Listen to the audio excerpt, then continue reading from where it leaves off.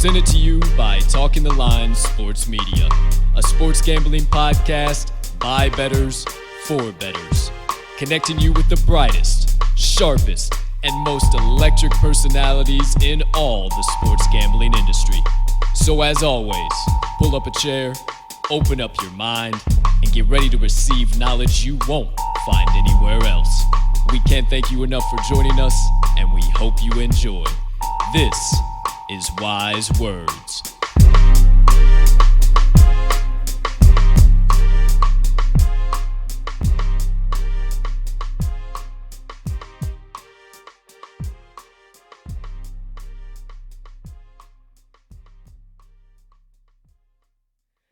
Good morning, good afternoon, good evening, ladies and gentlemen, and welcome back, welcome in to Season 3, Episode number 2 of the Wise Words Podcast.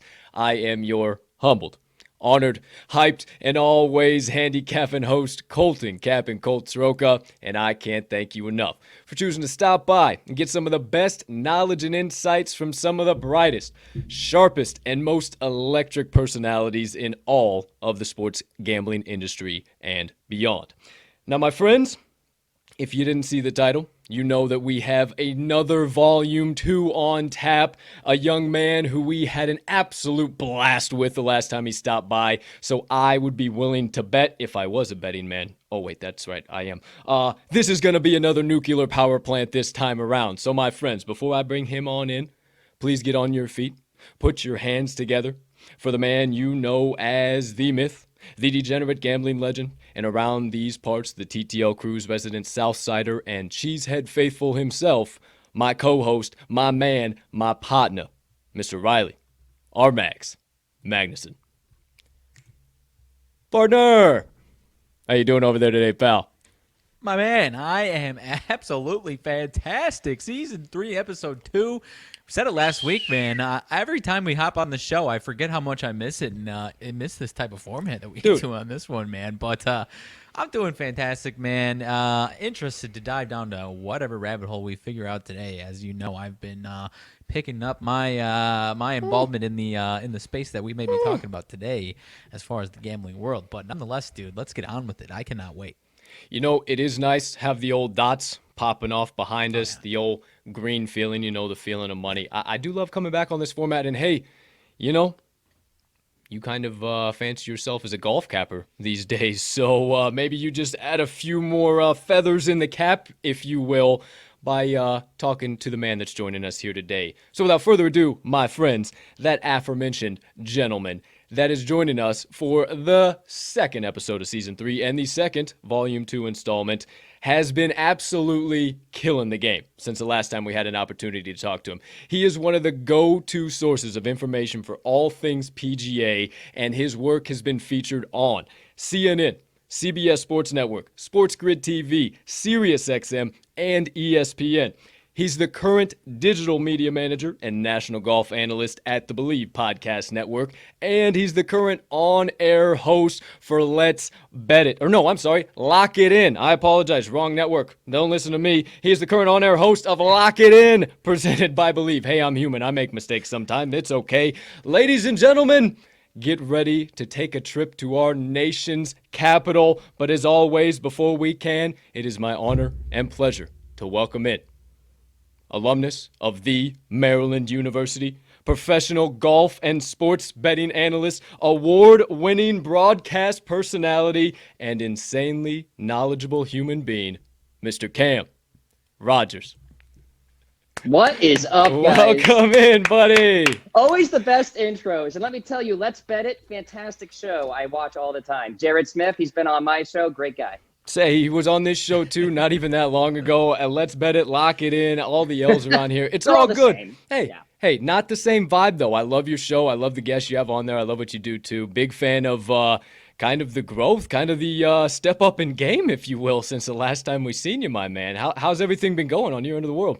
Well, I'll tell you, the last time I was on air with you guys, I had the really brutal backdrop, the half taped on Tiger Woods magazines, right? And like some other random products. And people just roasted me for it. And it got to the point where I just like revamped everything. I went to Target.com. I got all my products shipped on down from the hometown, the home place. My parents shipped me some memorabilia and all that stuff that was, laying around. So, like that's sort of the brand with me amongst my friends. They all just roast me. And a lot of times that'll lead me to make decisions sooner than later, a la getting a haircut this past weekend. So There you go. There you go. it's great to be with you guys. Appreciate it. You guys are doing great work. Hey, man, it's great to have you back. We always love getting an opportunity to hang out and talk with you, somebody a little bit similar to our age, if you will, in the industry. It's always fun to talk to some of the older guys in the industry, learn their ways. But, hey, we're the new breed. We're coming up with the next wave. We got to get our opinions out there, too. So appreciate you stopping by, man. We can't thank you enough for your time, Cam. So, hey, let's not waste any time getting into it. I'm glad you have updated your backdrop. Things are looking well over there. Things are looking pretty swell at Lock It In. Let's get that straight. As well as Bleav Podcast Network. I'm loving everything you're doing over there. You're doing great work as well. But first things first, let's dive into it. Before we dive deep into betting, golf, all that stuff, high level, what's going on? We got the players this week. What can we kind of look forward to? Who's some names that we're kind of need to be aware of? What's all going on in the world of golf right now? Yeah, it's an exciting week, guys. Obviously, we're all looking ahead to Selection Sunday, but I'm just like, hold on just a darn second. Okay, there is the unofficial fifth major this week. Okay, so let's pay attention to that a little bit. Yeah, I'm excited. It's the strongest field in golf, as they say.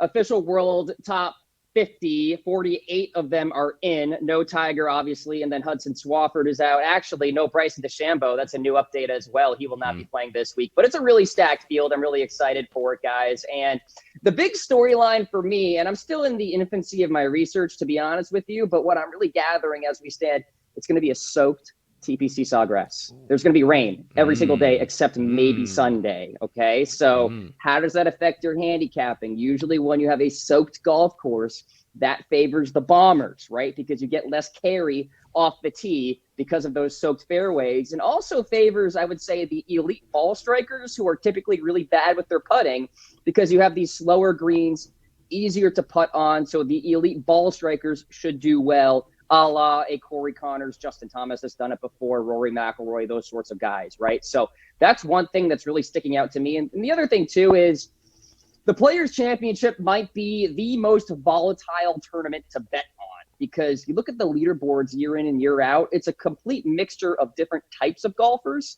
So even after just saying that this will favor bombers, I will say, too, that the accuracy guys can still compete, right? Sure. So the international players will show up. The wind is a factor. There's just a lot of volatility. And so that allows you perhaps to find some value down the board a little bit too. So. Sure enough. Well, hey, you already heard me over here. First question, I'm already scribbling down notes. Boys and girls, wise words. Turn up the volume, lock it in. Our man Cam Rogers is here live in primetime giving out nothing but wise words and good advice. So my friends, I yield back. Partner, I know you've been chomping at the bit to ask this guy about the players, what's going on. I need some betting advice. So I'm going to sit back here and enjoy this. All yours, my friend. All right, so I don't even know where to start, Cam. As you might have heard, I've been I casually have been betting on golf for a long time, but now into 2022, I started Golf Blog, so I'm trying to take it a lot more seriously. 10-3 in his last 13. I saw that. 10-5 now. 10-5 in his last weekend. 10-5 now. 10-5 now. But nonetheless, so I mean, that's winning to me, baby. Hey, I appreciate it. But as far as you kind of mentioned it a little bit, I mean, whether or not it's this weekend for the players or just in general, we saw this past weekend at Bay Hill, a lot of guys, especially Saturday and Sunday, start to struggle with a challenging course there at Bay Hill. Do you find more value on just a week out basis? On obviously, I mean, I think the answer is probably not on these challenging courses, but sometimes, and I'm comparing it to whether it was some of these easier courses, but in a lot of those cases, the leaderboard can be really, really the discrepancy from the leader to the guy that's in 10th. It might be 25 under at the top compared to 15 under at 10th place. Do you find more value on these ones where you can weed out some of these guys that might really struggle on a challenging course, or do you find more value on these easier courses? I guess my main question here. Yeah, so I think that some of the toughest betting in golf is actually the fall swing because these are birdie fest, they're putting contests, and it's just like people pop out of nowhere and perform well, and you never really know what's going to happen. when you get to the Players Championship, the Masters, the Open, these WGCs, etc., you can certainly narrow down your player pool. I think one of my big time tips from last year was narrowing down and consolidating your player pool and not spreading your money all around, right? So I think with this week in particular, there are guys that are just not suited for Florida swing golf. If you are not in control of your irons, right, and your ball flight perhaps is a little too high or something along those lines, you're probably going to struggle at the Players, at the Honda Classic, at the API. Somebody who is control of their ball flight, a la a Sungjae Im, really good with his long irons and what have you, historically good on the Florida swing, will probably be a solid play this week here at the Players Championship. So, even though I said this is a pretty volatile event, I don't mean that in the sense that we're going to get like a 300-1 bomb win this week or anything along those lines, but we may get some guys that pop that maybe haven't been performing well, but are still an elite talent, right? So Patrick Reed has been horrible here in 2022, but historically speaking, pretty decent at the Players Championship. So I would not be stunned to see him in the final grouping on Sunday. It's just like one of those things where these guys are so good, they can pick it up and just perform well in a given week. Brooks Koepka won the Phoenix Open last year, coming off, I think, like 3 straight miscuts. So, Brooks is like an auto bet for me at like 30 or longer, honestly, any given week in the outright market, just because he's Brooks Koepka and he has win equity.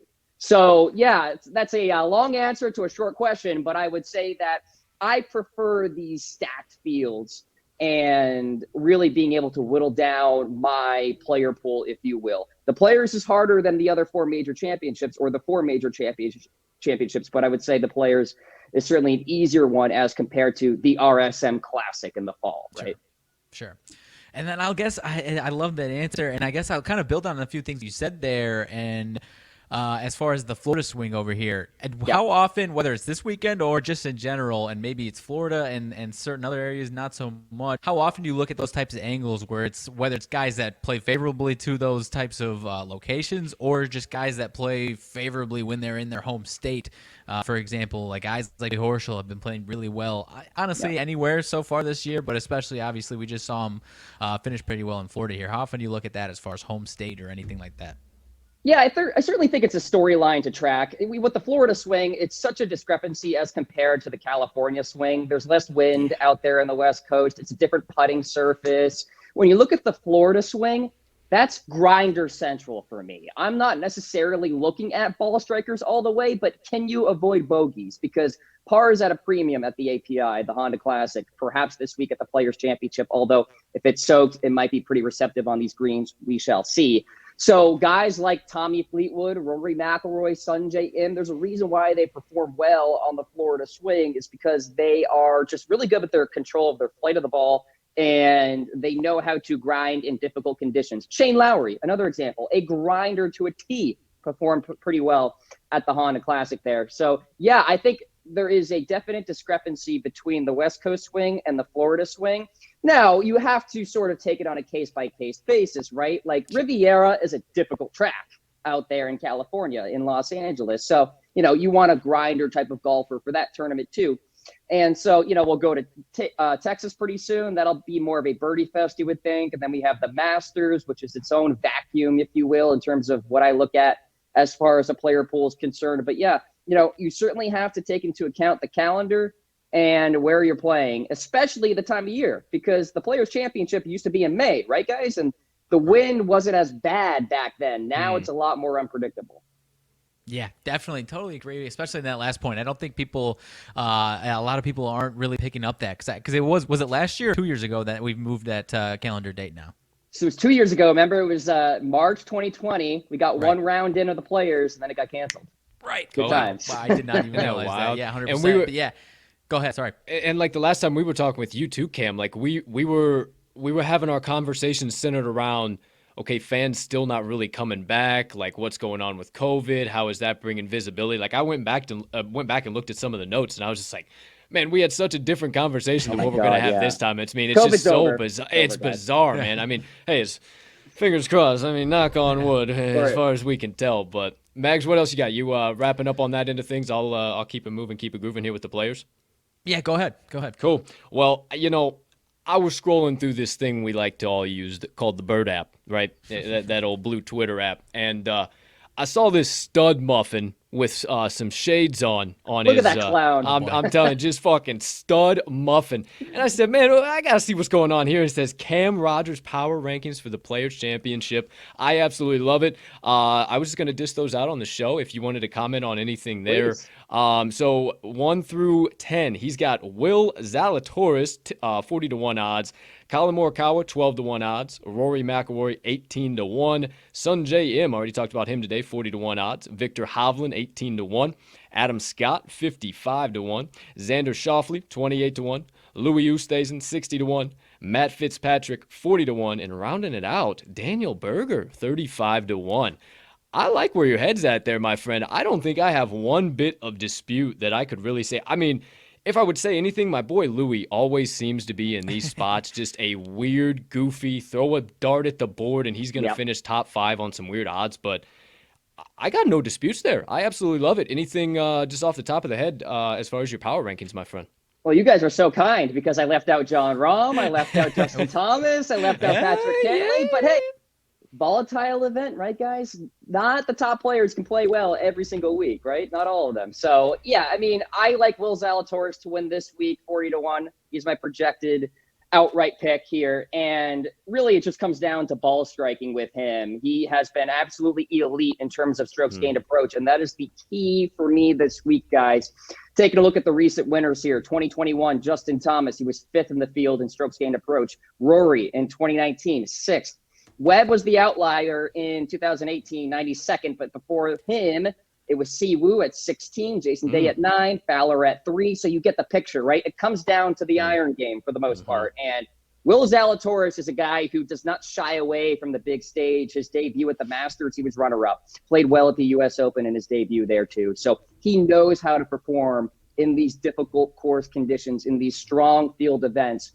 And I was on him last week, didn't play all that great on the weekend, but, you know, you can't get too hung up on one weekend or 1 week of golf. You have to look at the broader body of work. And Will Zalatoris has had a really solid 2022 as far as ball striking is concerned. So he is my guy to get it done there. And then really just the same logic, guys, with Colin Morikawa there at 12-1. Ball striking, ball striking, ball striking. This is not a long golf course either, TPC Sawgrass, so you don't necessarily have to tattoo the ball off the tee. And Colin Morikawa, obviously a multi-major champion at this point. He knows how to get it done on the big stage. And again, comes back to ball striking. Yeah, that's him. It's all the iron game. And Justin Thomas had a Ben Hogan-esque kind of ball striking week last year, getting it done at the Players Championship. So he's somebody I'm looking at as well. Let's see, who else can I kind of pick apart here? Matt Fitzpatrick, maybe a name that you didn't expect, but he's somebody I'm really looking at this week, guys. If the course conditions get gross and grindy and it's windy, you have the Englishman, knows how to play in that links style, although this is not a links golf course by any means, but it's certainly something to keep in mind there. And he's second in this field in strokes gained approach over the last 36 rounds, second in strokes gained par 5 scoring. You have to take advantage of these par 5s here this week because the par 4s are very, very difficult. I was on Matt last week in the outright market. I believe he finished top 10, probably top 12. He was up there. So he's somebody that I'm looking at a lot this week. And then quickly going back forward here, Adam Scott at 55-1. Now, course history. You will be hard-pressed to find somebody with better course history with a large sample size than Adam Scott. He is somebody who has performed well year in and year out here. In the last 5 years, 4 top 12 finishes, and he's got the recent form too. Iron game is really good. Long irons in particular. He can drive the ball well. He can get a hot putter. Why not? Pretty good value at 55-1.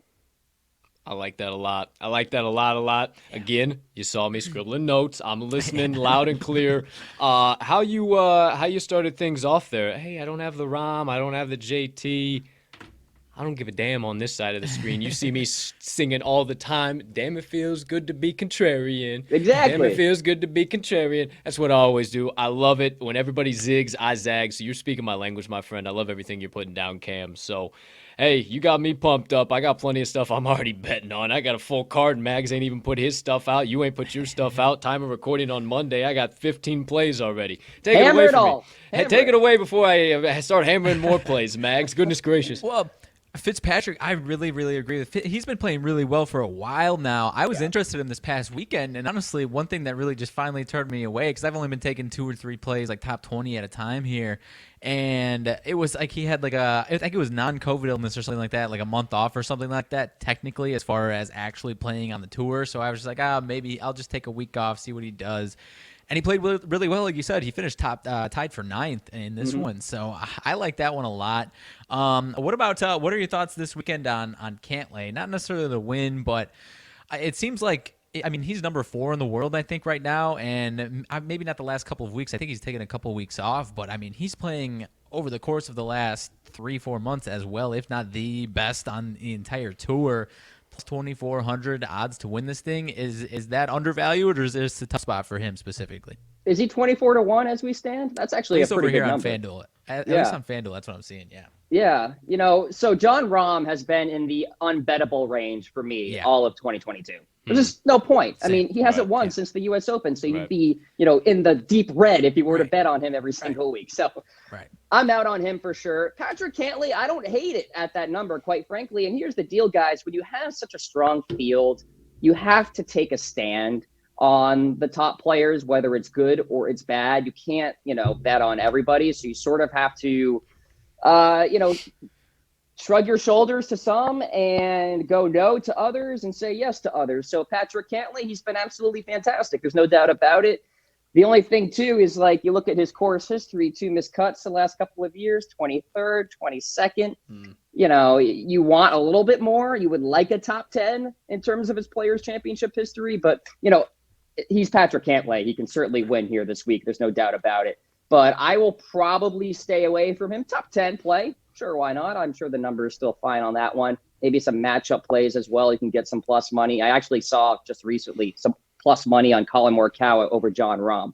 Come on, give me that all day long. Why not? So absolutely, yeah. At this point, I know John Rahm's still number 1 in the world, but as you mentioned, it's not like he's not even winning. He's barely cracking top 10, top 20 in a lot of these spots. So I think you're right on with that. As far as one thing, you had Rory on your power rankings, and obviously he had a really nice start to the weekend and then kind of fell off a little bit Saturday and Sunday, for sure on Sunday. In other sports like football and basketball, we talk about these bounce back spots. Some people believe in it, some people don't. Is that something that you ever buy into, or maybe we just don't talk about it enough, or maybe you're more of a negative momentum, stay away guy? Yeah. Is that something you can look at as far as having a bounce back for a guy like Rory or one of these top 10 guys in the world or anywhere around that, where maybe they didn't have the best weekend, but now they're hell bent on getting back into the top 10 or competing for a win? For somebody like Rory McIlroy, I will not write him off just because of a bad weekend, although it is kind of interesting. He reverse Rory'd. Usually he starts really slowly, right? And then he fires up on the weekend, throws out a 62 on moving day, finishes T3 and moves on with his life. So listen, I think this is a big time Rory week. And the course conditions this week are certainly going to favor him. He can tattoo the ball off the tee.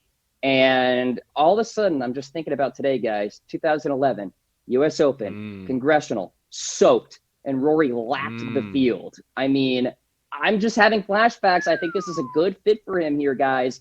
And, he's got a mixed history at the Players' Championship, but most players do. Winner back in 2019, though, obviously sandwiched in between a couple of missed cuts, and that's just the volatility of the event. But before that, an 8th, a 6th, an 8th, a 12th. So, look, I think this is a really good spot for him this week. I'm not going to get bogged down too much in terms of what happened over the weekend.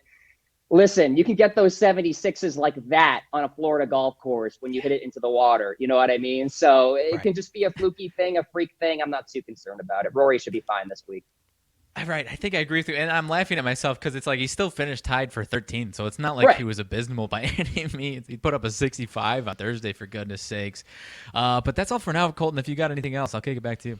Most definitely. I wanted to just touch kind of on something that you briefly glossed over there, Mags, and that's kind of betting on specific markets and kind of some of the value. So honestly, Cam, I mean, since the last time we had an opportunity to talk with you on the show, you provided so much good information for both me and I know Mags. I mean, it allowed him to start writing his own damn golf blog for crying out loud, Love that. and it really allowed me to be really profitable. So you gave loads of good information as far as some of the markets you like to target, some of the various guys you like to target within those markets.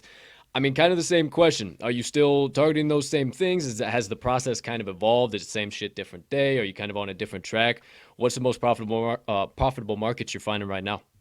Yeah, it's interesting. It really does depend on the tournament for me these days. With the Players' Championship here this week, I think there are some outright values. I mentioned Brooks Koepka. As we stand right now, he's 33-1, in my opinion, an auto bet when he's at that number. Matt Fitzpatrick, 40-1, so worth a little sprinkle there. Will Zalatoris is now 50-1, so these odds are obviously shifting. Maybe that's because I picked him number one and the odds are getting longer, right? I'm the reverse. Sharpest man. The line mover, right? So, listen, I think there's some outright plays here this week. I do like the top 20 market as well. I think that's always a good way to sort of enter into the golf gambling space, if you will, make a little bit of money, chip away a little bit here and there. Will Zalatoris plus 220 for a top 20 right now. That's pretty good. We talked about Adam Scott. Corey Connors is so consistent, so steady, plus 250 for a top 20. That makes some sense. If you're just getting into the golf gambling space,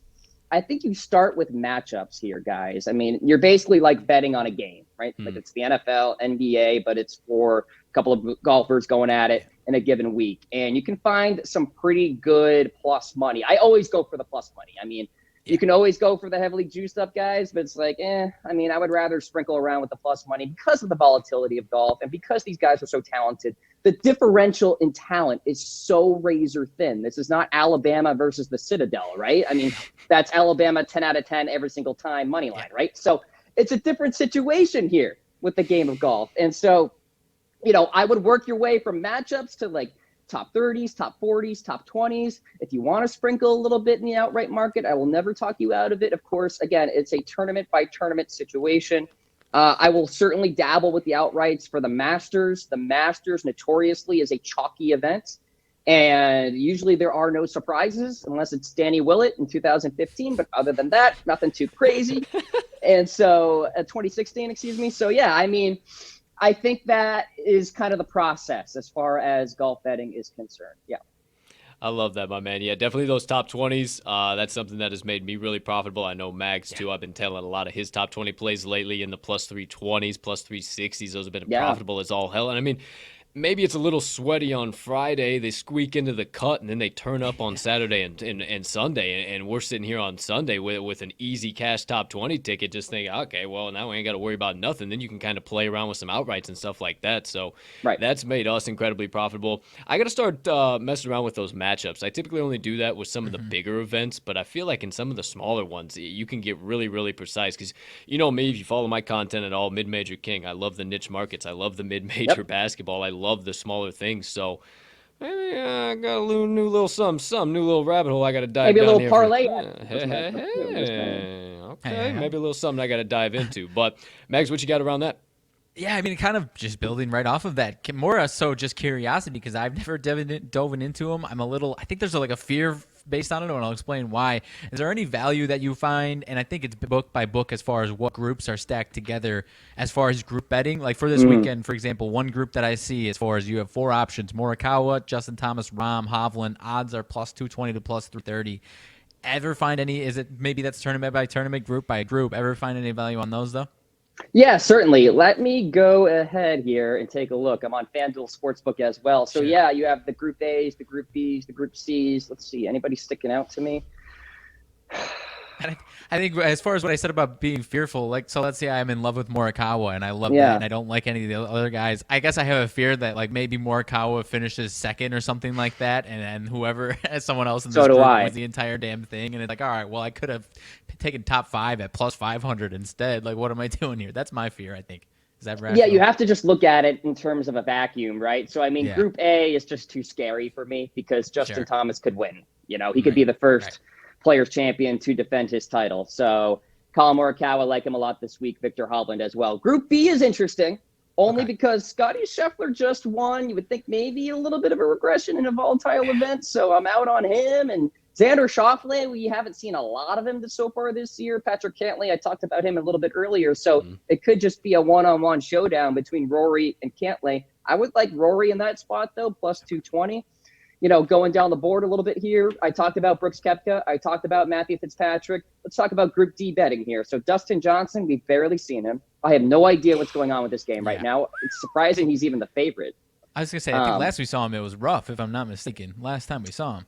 Yeah, it was like T30 something, right? So not Dustin Johnson stuff, right? So yeah, cancel him out. Billy Horschel has been good, but I'm willing to look to Brooks Koepka and Matt Fitz in this bucket here and really just take a stand on one of them because I could see them both playing really, really well. But say Matt Fitzpatrick finishes T9 and Brooks is T11, there you go. You get your play, right? So you can certainly narrow down your player pool here. Group E is interesting too. I would say it's Sunday M versus Adam Scott there. I like Joaquin Niemann a lot. I like Sam Burns a lot, but I don't know about their fits here for TPC Sawgrass. So that's another one that's interesting to me. So yeah, I think the group betting can be profitable if you go about it the right way. Yeah. Yeah, and I assume you would probably say similar things as far as like the specific country, top USA player, top Sweden player. I don't know if you had any thoughts on this weekend. That's one that I always like, man, that really interests me, but I never am able to get a firm grasp on it, so I always stay away from that one. I certainly stay away from top USA player every single week. It's so difficult to really take a stand on one of those guys who's going to be the top. But let's see here. I mean, you have a lot of options on FanDuel. So top Swedish player, look, Henrik Stenson has been horrible. Henrik Norlander hasn't been that great. I know it's minus 105, but I mean, that's a free bingo square for Alex Noren. That's what it seems like, right? Yeah, honestly. So you would like plus money in those nationality bets. I mean, do you feel risky enough to bet Sergio Garcia plus 250 against John Rahm minus 390? Because if you go Sergio's direction, I wouldn't call you out for it just because of his history here. He's a former Players Champion. And look, John Rahm, if you dive into the data, he's bleeding strokes around the green, bleeding strokes with his putter. So he could certainly play fine, finish T17, but Sergio could be T8, right? So, yeah. I don't like going with the big ones, though, like talking about, the Americans. Yeah, for sure. Yeah, I mean, USA for sure, especially at this one, because I know a lot of USA players seem to fare well at this one pretty historically. But that one, honestly, I didn't see that one. I might have to take a look at that one as far as Sergio, because I honestly have, I don't know, maybe you have seen him other than I have, but I don't think we've seen him. Have we seen him too much on tour, or has he been playing overseas more? More overseas. He did play last week. Okay. T38, which is like fine, right? But you're essentially looking at a matchup, right, between John Rahm and Sergio Garcia. And if you throw $10 down, that one sounds fun. Have some fun. Yeah, that one sounds fun. I like that. Go ahead, Colt. If you got anything else, that's most of what I got for players this weekend, I think. For sure. I got two more things. I know we're getting we got a little bit of time left here, but we'll start to wrap it up here.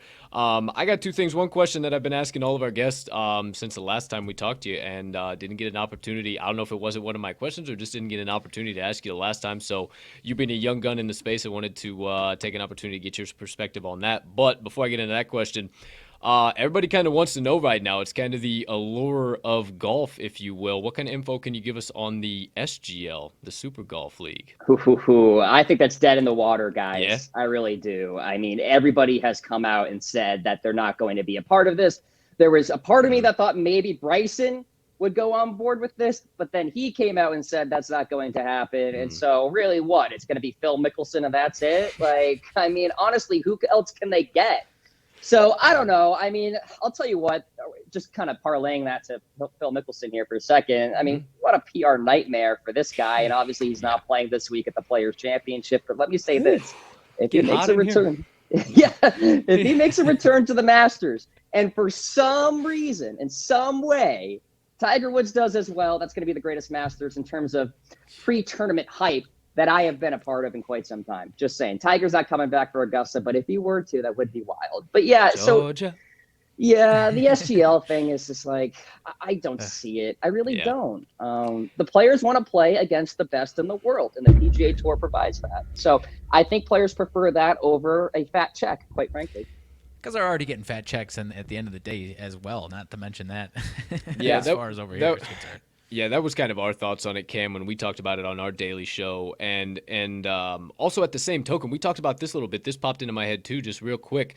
The whole, and Mags, you might be able to speak on this and ask the question maybe a little bit more than I can. The players getting paid off of their like the hype the PIP. they do. Yeah, all that. What's the deal with all this Player PIP? impact program. Yeah, great, wonderful, terrific. But Tiger Woods is going to win it, followed by Phil Mickelson, followed by Bryson DeChambeau. These jagaloons already have enough money in their bank accounts. Why not? My proposition was, why wouldn't this be designed for the Will Zalatoris, the guys who have a game, but they just don't find themselves in the outright leader position more oftentimes than not?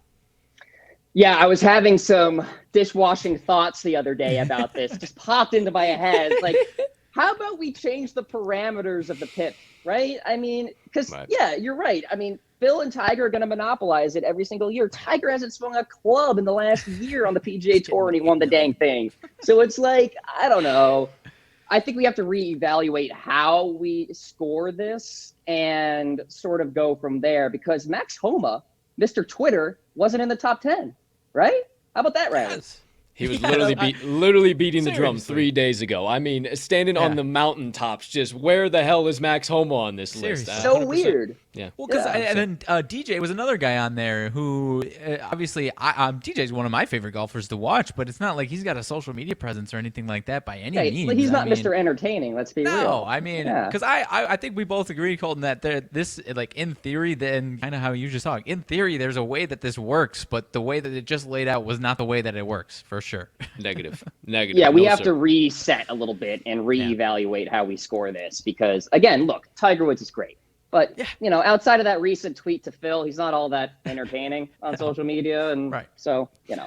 100%. Well, hey, the two juiciest topics in all of PGA, we covered that. We covered the players. We covered Bleav, Cam Rogers, where he's at. The wonderful Mr. Rogers. You see him down there. It's a beautiful day in the neighborhood at Mr. Rogers 99 down there, my man. We talked specific markets, everything in between. Here comes the closing question. You've had a couple of softballs. You had a couple of two-seamers. It's time for the stinky cheese, the nasty, the disgusting curveball right over the heart of the plate. Can he swing and hit it? I think so.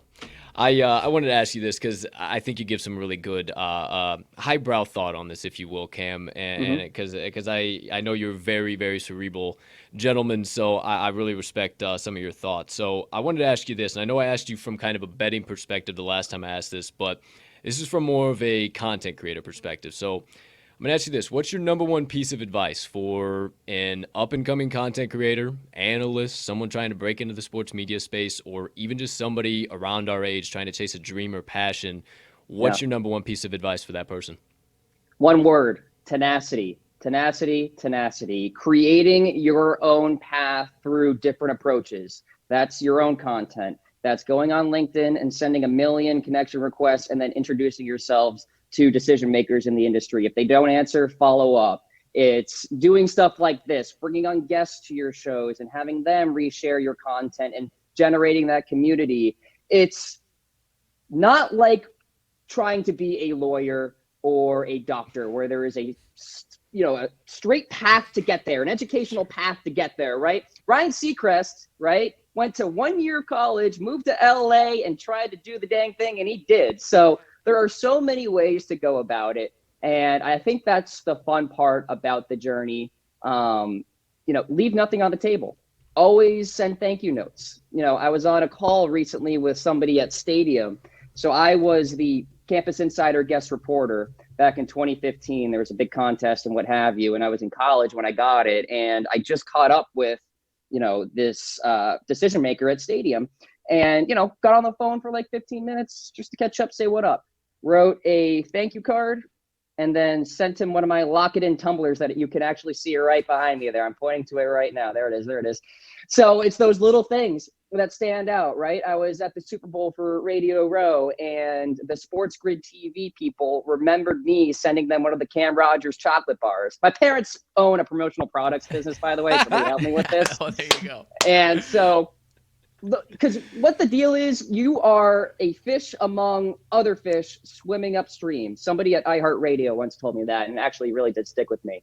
So I think I laid out a couple of avenues, right? And you put it all together and you can really make a name for yourself. And then finally, finding that niche, that expertise, the sports betting thing. Honestly, I'm still in the infancy. I'm still learning as I go from folks like you and Jared Smith that I mentioned off air and all these great personalities. Ariel Epstein has been on my show and she's fabulous. She's great to follow. So yeah, I think it's being a sponge. It's taking things in. It's networking your butt off. And I'll tell you, you can make something of yourself in this industry now more so than 20 years ago, right? When you had to go work in local news and build your way up. So I hope I hit a home run on that one. No.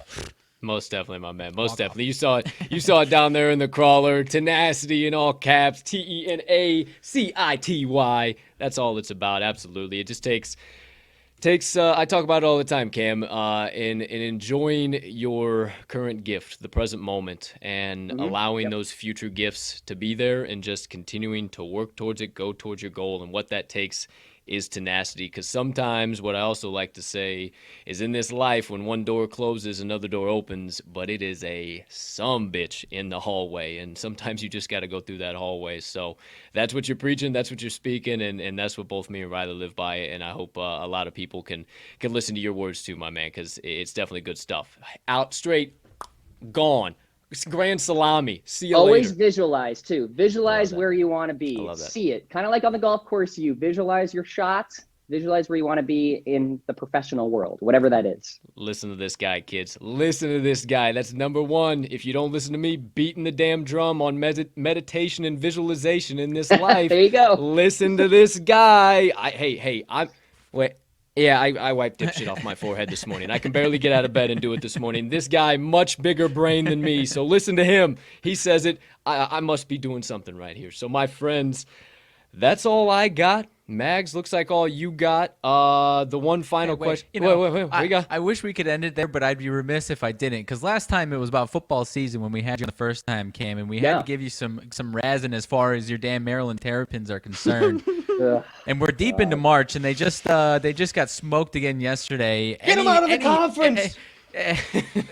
Yeah. We had people that we respect, and we adopted it. As far as it got so bad for basketball season, we called them the Twerps. Any defense that you can give us, as far as the Maryland Terrapins, the Maryland Twerps. I threw back a few high noons, guys, yesterday, watching a little Maryland Terrapins basketball and watching a 14-0 start in favor of the Spartans. It was awful. Oh my God. And I don't know where we're headed as far as the head coaching vacancy is concerned.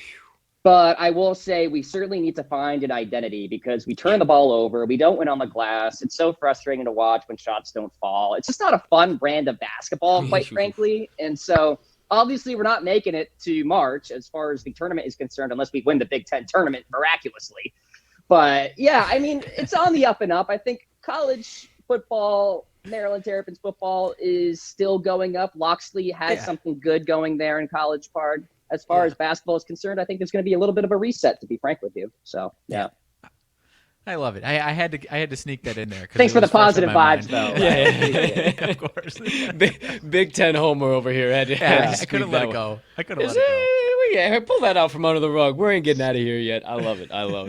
Love it. All right. The last question from me, as per usual, where can we follow you, Mr. Rogers? Where can we consume all of your content? What's on the horizon for you? Maybe a sneak peek? Maybe a little what's coming up for Cam Rogers in the Bleav Podcast Network? Yeah, a lot of exciting stuff here this week, guys. Follow me on Twitter at Mr. Rogers99. We have the Golf Bets on Us betting preview tomorrow with my co-host Bridget Whalen and Matt Kuchar's former caddy, John Wood, coming on. Shout Matt out. Kuchar, a former champion at the Players Championship, so he'll have some really good insight about how to attack this golf course. And then, of course, I'll be doing an interview probably later this week, and then my 10 best bets in 10 minutes on a Friday to get you going for the weekend. So really excited about it. I'll be doing some other media throughout the week for the players as well, so keep an eye out there. Awesome, my man. Absolutely love it. And then it's at Bleav Podcast Network, right, on Twitter as well?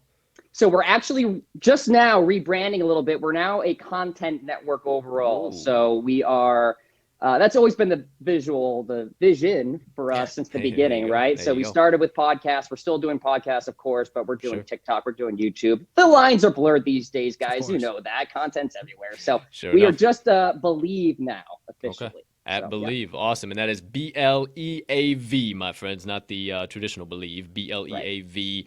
Shout out. Yeah, you got a lot of shows over there that we're both big fans of, a lot of personalities. My personal favorite, Coach JB, always with The real Coach JB, baby. his slapdick comments. You know my man. I'm always about going back and forth on Twitter with him. So, yeah, big fans of what you're doing over there, Cam, and everything you guys are doing at Bleav. We'll keep following along. We love the growth we've seen from you over the last time we had an opportunity to talk face to face here on the Wise Words Pod. So, my friends, go follow him. Check out all of his content. Nothing but loads of good, wise words coming your direction if you decide to. Outside of that, before I put an old bow on this proverbial podcast present, partner, anything else from you over there, my friend? No, sir. I think we're ready to rock. Well, then, from me, your host, Colton, Captain Colt Soroka, my co-host, the absolutely legendary Riley RMags to Riches Magnuson, and our legendary, all-knowing, big-brain human being guest of the day, Cam, cashing tickets every damn day, Rogers. We thank you all so much for choosing to stop by Wise Words, Season 3, Episode 2, and we hope you have a spectacular rest of your Wednesday, unless you have any other plans. And as per usual, hey partner, let's cash some tickets.